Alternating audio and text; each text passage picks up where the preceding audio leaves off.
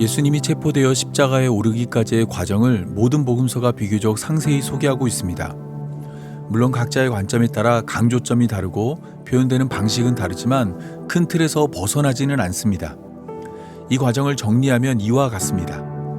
첫째는 예수님이 제자들과 함께 유월절 식사를 하신 것입니다.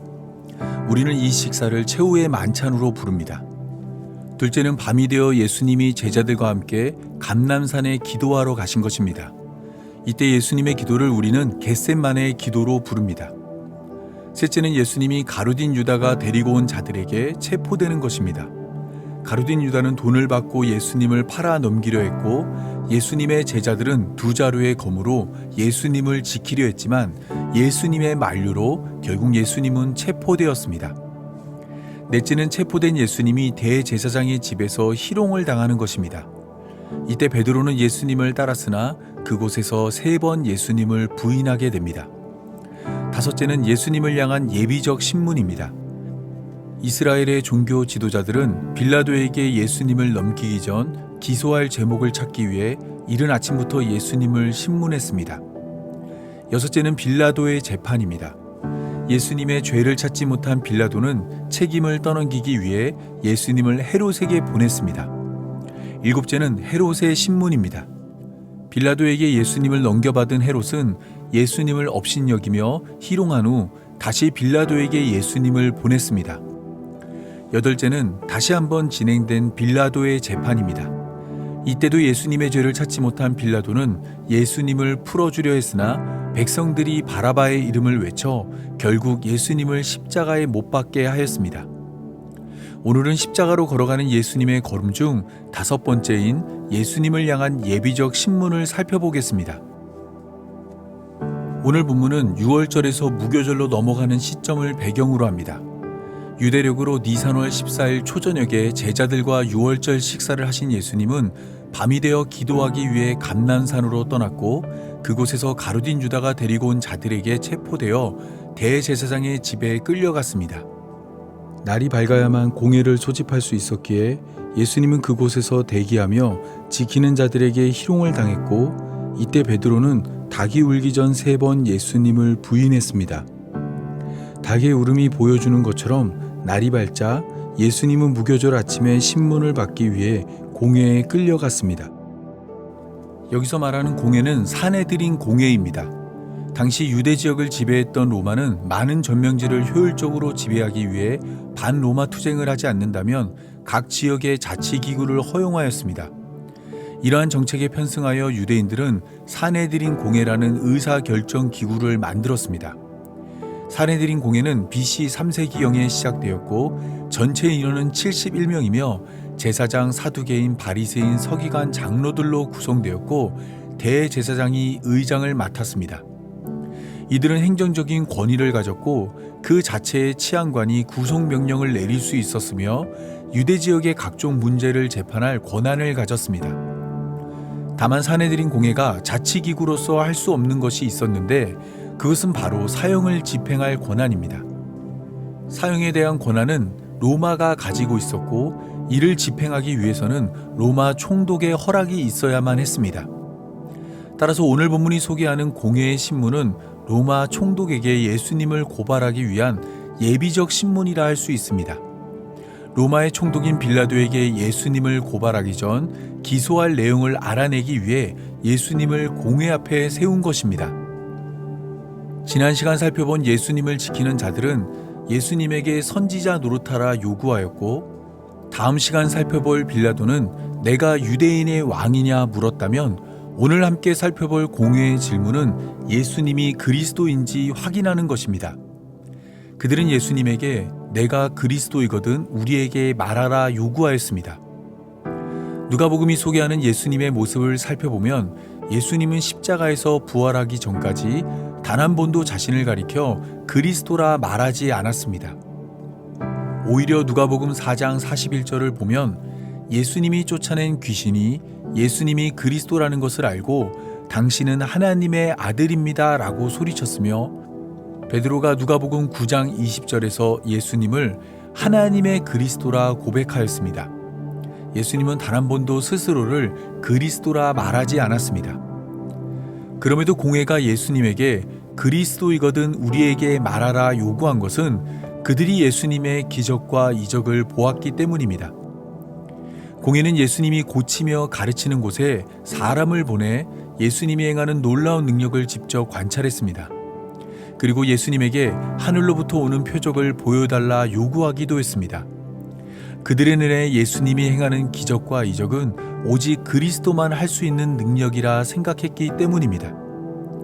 하지만 이미 여러 번 살펴본 것처럼 기적과 이적은 결코 성도의 삶을 믿음으로 인도하지 않습니다.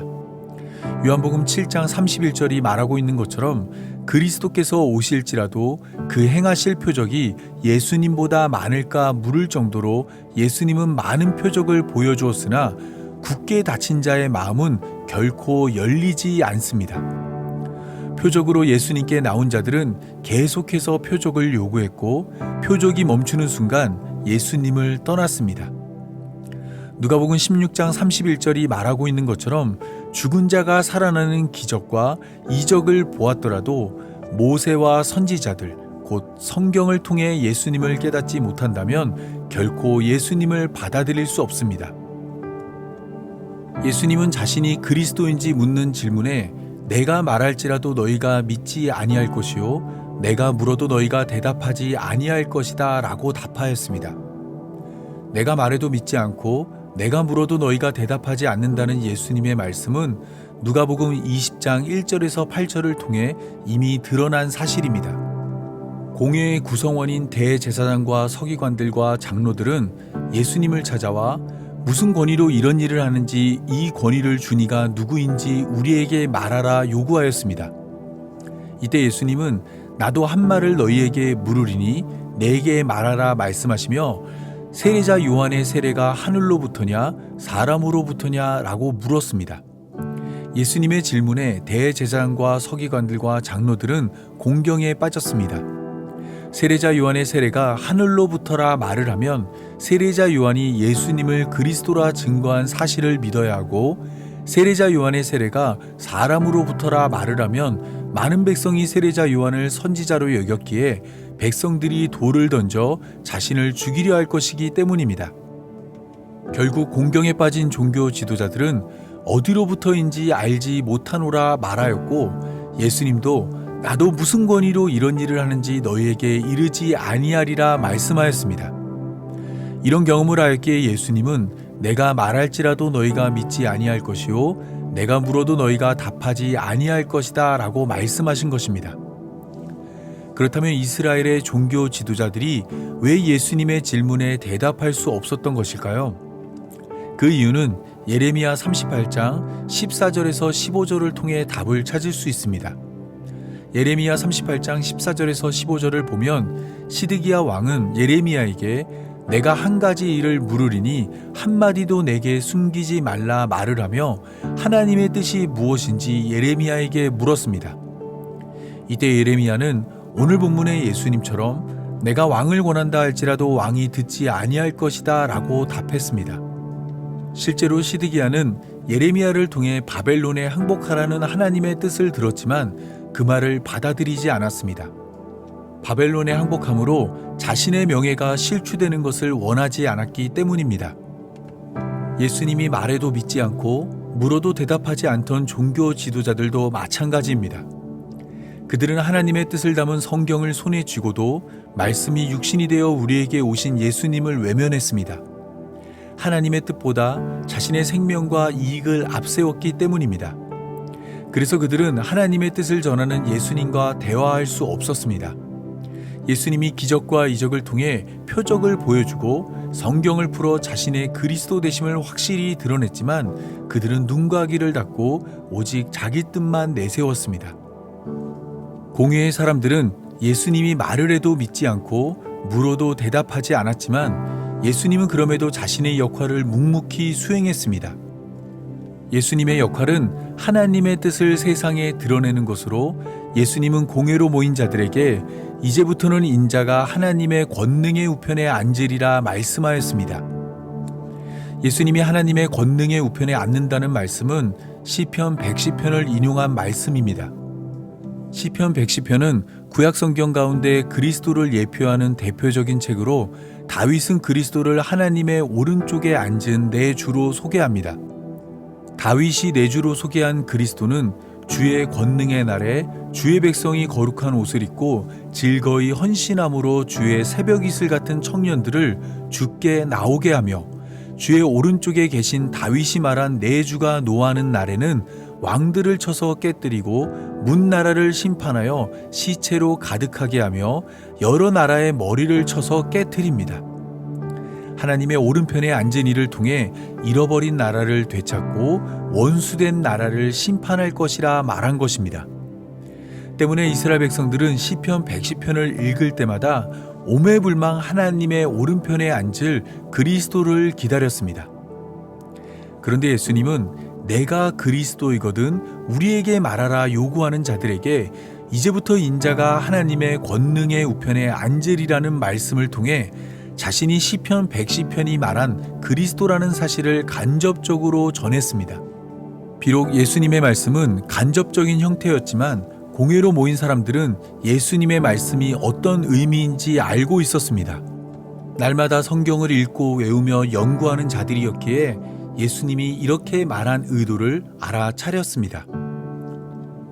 예수님의 의도를 알아차린 공회의 사람들은 한 목소리로 예수님께 그러면 내가 하나님의 아들이냐라고 물었습니다. 존 놀랜드는 이 문장을 그러니까 내가 하나님의 아들이로구나로 해석하는 것을 제안하였습니다. 그의 제안은 문법적인 것만 아니라 전개되는 내용을 고려할 때 더 적절해 보입니다. 공회로 모인 자들은 성경을 통해 자신을 증명하는 예수님의 말씀을 듣고 자연스럽게 예수님이 하나님의 아들이란 결론에 도달했기 때문입니다. 물론 그들은 예수님이 하나님의 아들이란 것은 물론이고 예수님이 그리스도라는 사실도 인정할 수 없었습니다. 다만 그들이 알고 싶었던 것은 간접적으로 자신을 그리스도라 말한 예수님이 하나님의 아들도 되는가입니다. 예수님은 자신을 하나님의 아들로 바라보는 자들에게 너희들이 내가 그라고 말하고 있느니라 라고 말씀하였습니다. 이번에도 존 놀랜드는 이 문장을 너희는 내가 그라고 말하고 있는 것이냐로 해석되는 것을 제안했습니다. 존 놀랜드의 제안은 서술형의 문장을 의문형으로 바꾼 것이지만 말하고자 하는 바는 비슷합니다. 예수님은 스스로를 하나님의 아들이라 말하지 않았습니다. 다만 공회의 질문에 차근차근 대답을 했더니 그들 스스로가 예수님이 하나님의 아들이란 결론에 이른 것입니다. 그래서 예수님은 자신이 하나님의 아들이란 것은 내가 한 말이 아니라 너희가 한 말이란 의미로 이와 같이 말씀하였습니다. 예수님의 답변이 끝나자 공회의 사람들은 더 이상 신문은 필요 없다 생각했습니다. 어찌 더 증거를 요구하리요? 우리가 친히 그 입에서 들었노라 라고 말하였습니다. 예수님이 입을 열어 자신이 그리스도이고 자신이 하나님의 아들이라 친히 자백했다 말한 것입니다.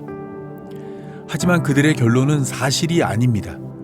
예수님은 자신의 입으로 자신이 그리스도이고 자신이 하나님의 아들이라 말하지 않았습니다. 예수님을 그리스도로 생각하고 하나님의 아들이라 말한 자는 예수님이 아니라 공회로 모인 자들입니다. 그들이 예수님을 그리스도와 하나님의 아들로 연결하였고 그들이 예수님을 그리스도와 하나님의 아들로 의심하였습니다. 그렇다면 그들은 왜 예수님이 하지도 않은 말을 했다고 말한 것일까요? 그것은 이미 그들의 마음에 예수님을 죽이기로 결정했기 때문입니다. 요한복음 11장 47절에서 53절은 예수님을 신문하기 전 공회의 결정이 어떠한 과정을 거쳤는지 잘 보여줍니다. 죽었던 나사로가 예수님을 통해 부활하자 많은 사람들이 예수님을 따르게 되었습니다. 이 모습을 본 대제사장들과 바리새인들은 공회를 모으고 이 문제를 논의했습니다. 예수님이 많은 표적을 행하니 만일 예수님을 이대로 두면 모든 사람이 예수님을 믿을 것이며 그렇게 되면 밀란이 일어나 로마인들이 와서 유대 땅과 이스라엘 민족을 빼앗아 갈 것이라 말하였습니다. 이때 그의 대제사장인 가야바가 일어나 너희가 아무것도 알지 못하는도다. 한 사람이 백성을 위하여 죽어서 온 민족이 망하지 않게 되는 것이 너희에게 유익한 줄 생각하지 아니하는도다 라고 말하였습니다. 그들은 예수님을 통해 부인할 수 없는 놀라운 표적이 나타났지만 자신의 유익을 위해 예수님을 죽이기로 결정했습니다. 이 결정이 이루어질 때 예수님이 그리스도이며 하나님의 아들이란 것은 중요하지 않았습니다. 오직 그들에게 중요한 것은 자신의 유익이었습니다. 결국 예수님은 공회의 결정을 따라 유죄로 판명되었습니다. 모든 것을 하나님의 뜻을 따라 옳고 그름을 판단하는 공회에서 하나님으로 이 땅에 오신 예수님이 하나님의 뜻을 어긴 자가 되었습니다. 예수님이 그리스도이고 하나님의 아들이란 사실이 하나님을 모독하는 일이라 판단했습니다. 신명기 1장 17절에 의하면 재판은 하나님께 속한 것으로 공회는 재판을 할 때 외모를 보지 말고 귀천을 차별 없이 듣고 사람의 낯을 두려워하지 말며 스스로 결단하기 어려운 일이 있거든 하나님께 돌려 하나님의 결정을 기다려야 했지만 그들은 그렇게 하지 않았습니다. 자신의 유익을 위해 하나님께 묻지 않았고 확실한 증거와 증언이 없음에도 예수님을 기소했으며 이미 답을 가지고 예수님을 신문했습니다. 예수님이 보여준 표적들은 예수님이 그리스도이며 하나님의 아들이란 사실을 확실히 보여주지만 그들은 더 나은 삶을 위해 그리스도이며 하나님의 아들을 죽이기로 결정한 것입니다. 사도행전 7장 51절에서 53절을 보면 스데반은 그의 설교를 통해 공회로 모인 자들에게 이러한 사실을 지적하였습니다. 공회로 모인 자들을 목이 곱고 마음과 귀에 할례받지 못한 사람이라 말을 한 스데반은 너희도 너희 조상과 같이 항상 성령을 거스르는도다 라고 말을 한 후 너희 조상들이 선지자들 중에 누구를 박해하지 아니하였느냐 의인이 오시리라 예고한 자들을 그들이 죽였고 이제 너희는 그 의인을 잡아준 자요 살인한 자가 되나니 너희는 천사가 전한 율법을 받고도 지키지 아니하였도다 라고 말하였습니다.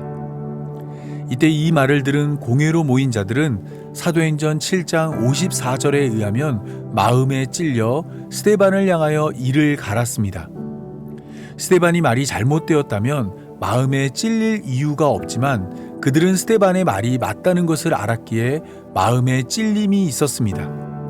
하지만 그렇다고 그들은 스데반의 말을 인정할 수 없었습니다. 자신을 그리스도이자 하나님의 아들을 죽인 범인이라 지목하는 스데반의 증언을 막아야 한다 생각했습니다. 그래서 그들은 귀를 막고 일제히 스데반에게 달려들어 그를 성 밖으로 내치고 돌을 던져 스데반을 죽였습니다. 거짓으로 예수님을 기소했던 자들이 이번에는 사형에 대한 권한이 없으면서 스데반을 즉결 심판한 것입니다. 우리는 오늘 본문을 통해 반드시 알아야 할 것이 있습니다. 그것은 예수님을 십자가로 내몬 자들 중 가장 앞에 선 자들은 성경을 모르는 자들이 아니라는 것입니다. 또한 예수님에게 관심이 없던 자들이 아닙니다. 그들은 성경을 알고 있었고 예수님이 그리스도이며 하나님의 아들이란 것을 알고 있었습니다. 만약 알지 못했더라도 최소한 예수님이 그리스도이며 하나님의 아들일 수 있다는 의심을 했던 자들입니다. 하지만 이러한 사실은 자기 유익 앞에 아무런 영향을 주지 못했습니다.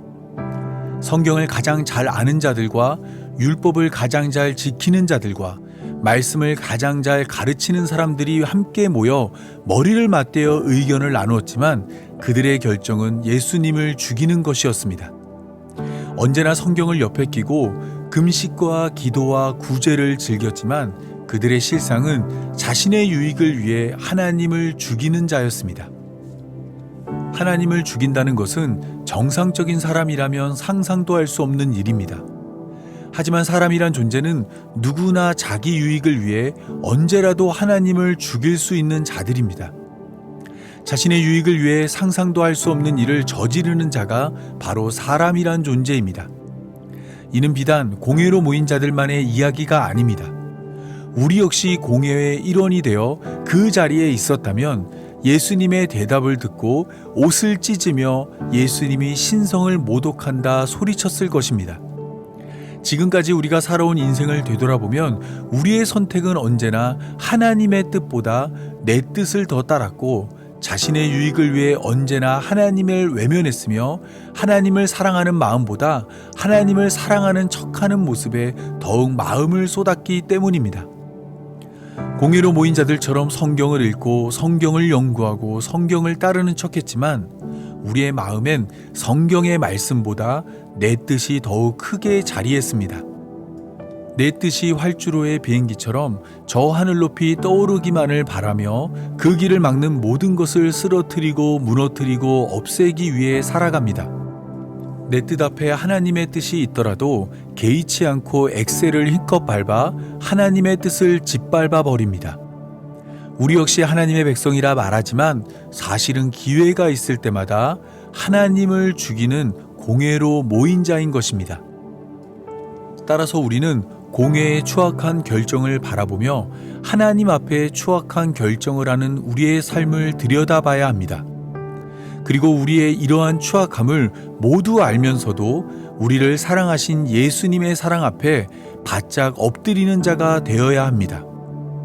예수님은 우리가 바른 결정을 하고 하나님의 뜻만 따랐을 때 우리를 사랑하신 것이 아니라 우리가 아직 죄인 되었을 때 예수님이 우리를 위하여 죽으셨습니다.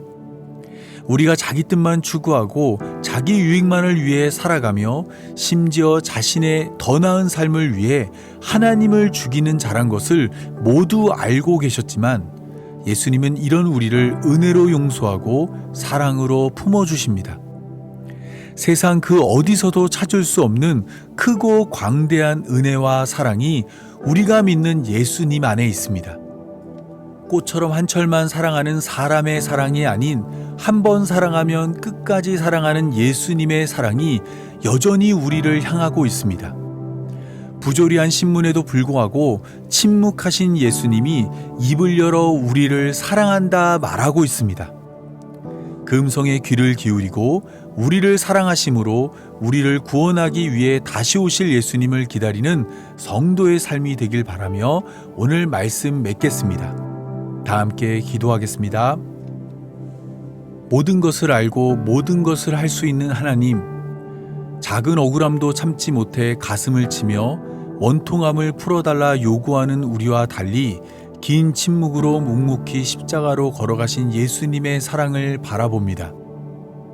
현실의 어려움에 종종 하나님의 사랑이 너무 작은 것은 아닌지 고민하고 더 많이 누리지 못하는 것을 원망하는 우리의 어리석음 앞에 전부를 주어 사랑하신 하나님의 사랑을 깨닫습니다. 아무리 생각해도 그런 사랑을 받을 자격이 없지만 이해할 수 없고 측량할 수 없는 하나님의 사랑을 의지하오니 하나님의 사랑으로 우리를 구원하여 주옵소서. 주님 다시 오실 날까지 한 번 사랑하면 끝까지 사랑하는 예수님의 사랑으로 우리의 삶을 하나님 나라로 인도하여 주옵소서. 이 모든 말씀 우리 구주 예수님의 이름으로 기도합니다. 아멘.